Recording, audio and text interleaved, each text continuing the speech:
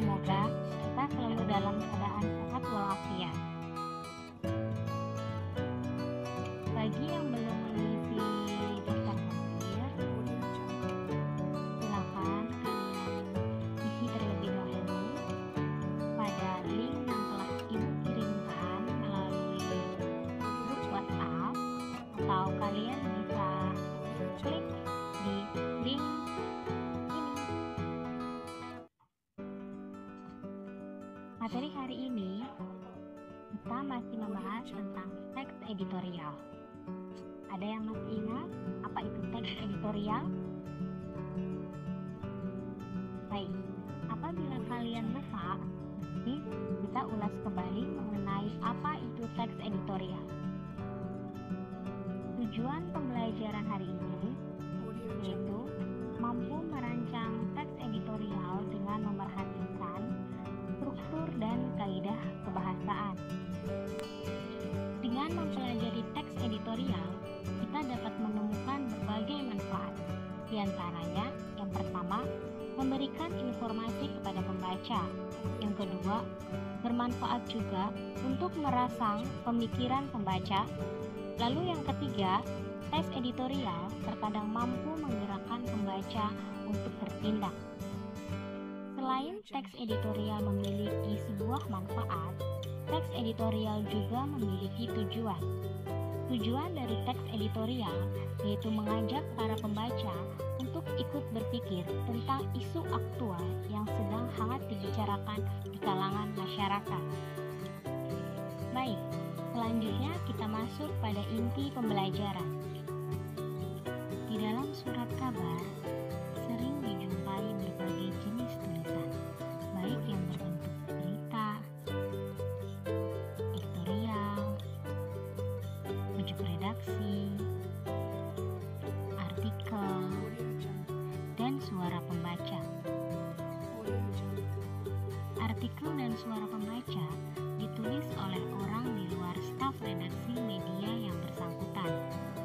Sementara berita, editorial, dan pojok redaksi ditulis oleh orang kalangan dalam atau staf redaksi.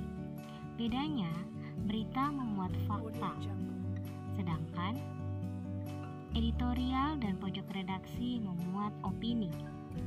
Oleh karena itu, baik editorial maupun pojok redaksi dianggap sebagai tulisan yang mencerminkan sikap pengelola media.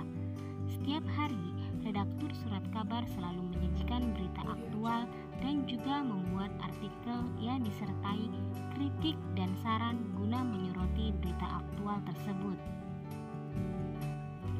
Editorial adalah berita utama yang ditulis oleh redaktur surat kabar yang merupakan pandangan redaksi terhadap suatu peristiwa atau berita aktual yang sedang menjadi sorotan, fenomenal, dan kontroversial, yang menimbulkan perbedaan pendapat. Editorial biasanya menjadi salah satu cara untuk merespons suatu atau permasalahan dan memberikan tawaran atau solusi di akhir teksnya. Editorial disebut juga dengan tajuk rencana.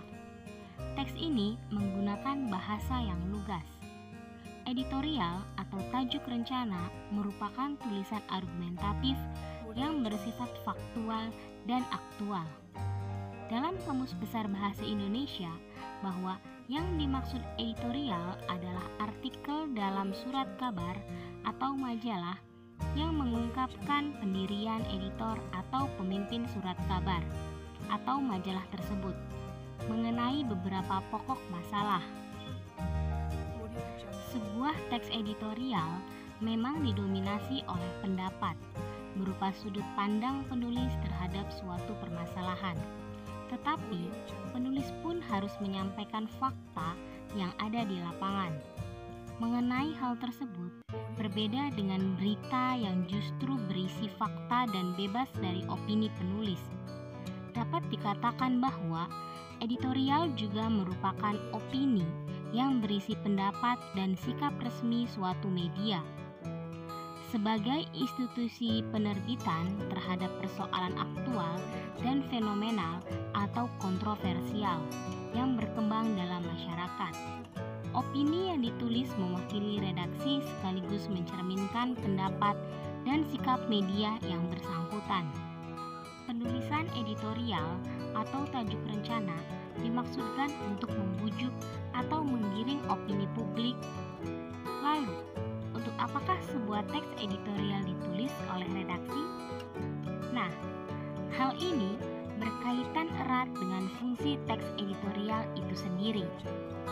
Fungsi teks editorial diantaranya adalah yang pertama, menjelaskan fakta atau peristiwa dan akibatnya kepada masyarakat.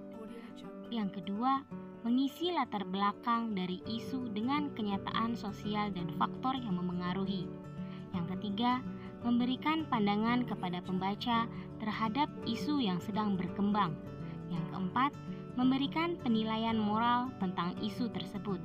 Serta yang kelima, mengajak pembaca untuk ikut berpikir tentang peristiwa atau masalah yang sedang hangat terjadi.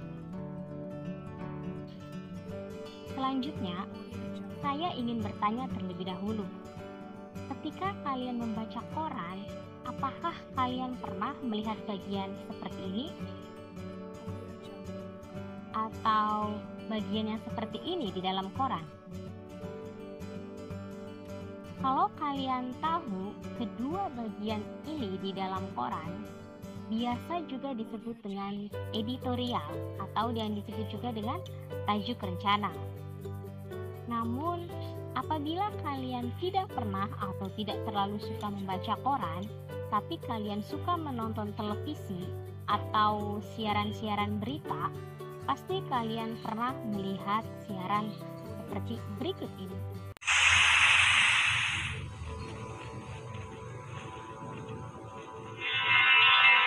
Kehadirannya mungkin tidak begitu terasa, namun efeknya tidak bisa diremehkan. Lalu, seberapa buruk sebenarnya kualitas udara di Jakarta? Peningkatan jumlah kendaraan jadi salah satu penyebab kualitas udara memburuk. Yang lebih mengerikan, ada jenis polutan yang tidak terasa namun lebih berbahaya. Polutan ini berasal dari pembangunan PLTU dalam radius 100 km di sekitar Jakarta. Kualitas udara di Jakarta dipantau melalui alat pengukur kelas udara milik Dinas Lingkungan Hidup yang tersebar di 5 kota administrasi ibu kota, seperti di Bundaran HI, Kelapa Gading, Jagakarsa, Lubang Buaya, dan Kebon Jeruk. Alat ini sekaligus dijadikan untuk mengukur efektivitas upaya penanggulangan polusi udara. Lalu, apa yang bisa kita lakukan? Selain penggunaan masker yang benar, kita bisa ikut mengurangi polusi udara, seperti tidak membakar sampah, mengurangi rokok, mengurangi produk kemasan, hingga beralih ke moda transportasi publik yang sudah disediakan pemerintah. Jika kita perhatikan, di dalam video tersebut berisi tentang polusi udara di Jakarta. Kemudian, di dalam video tersebut, si redaksi juga menyampaikan bahwa polusi tidak bisa diremehkan, walau efeknya tidak terasa. Kemudian, peningkatan jumlah kendaraan menjadi penyebab utama. Polutan dari pembangunan PLTU dinilai lebih mengerikan dan berbahaya. Selanjutnya, kualitas udara Jakarta dipantau melalui alat ukur kelas udara. Kemudian yang terakhir, si redaksi juga menyampaikan bahwa menggunakan masker yang benar, tidak membakar sampah, mengurangi rokok, dan beralih ke moda transportasi publik untuk mengurangi polusi. Itulah butir-butir informasi dari video yang kita saksikan. Sekarang, kita akan analisis bagian-bagiannya. Jika kita perhatikan bagian ini, sekarang kita akan analisis bagian-bagiannya. Jika kita perhatikan bagian ini, merupakan peristiwa atau fakta. Peristiwanya atau faktanya bahwa di Jakarta ada polusi udara. Kemudian, bagian ini merupakan pendapat atau penilaian si redaksi. Lalu, bagian ini merupakan fakta. Dan bagian terakhir adalah solusi atau saran-saran dari redaksi untuk pembaca. Sebuah teks editorial merupakan teks yang di dalamnya atau yang berisi pendapat, pandangan, redaksi media yang bersangkutan terhadap suatu peristiwa yang menjadi sorotan. Seperti itu. Itu tadi tentang teks editorial. Maka bisa disimpulkan bahwa di dalam sebuah teks editorial akan berisi tentang opini, fakta atau permasalahan, dan solusi.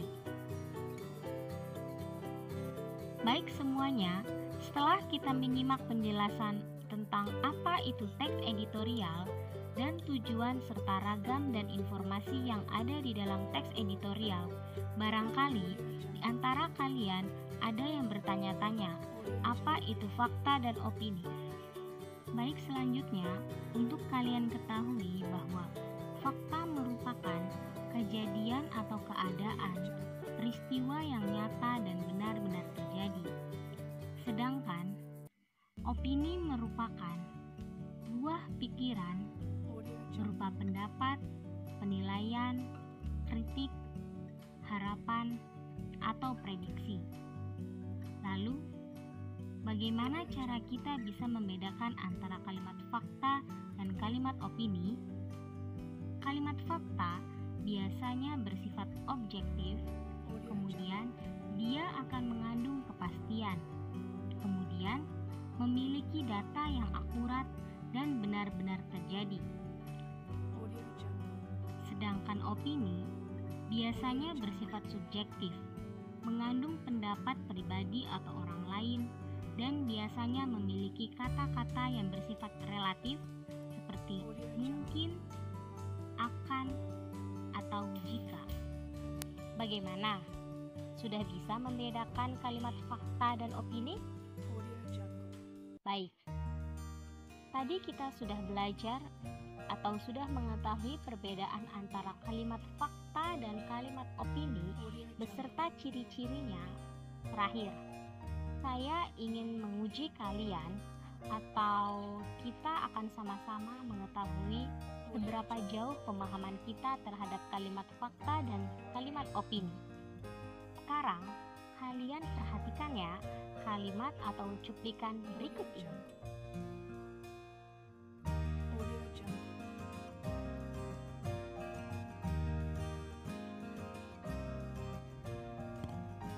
Kalian baca baik-baik.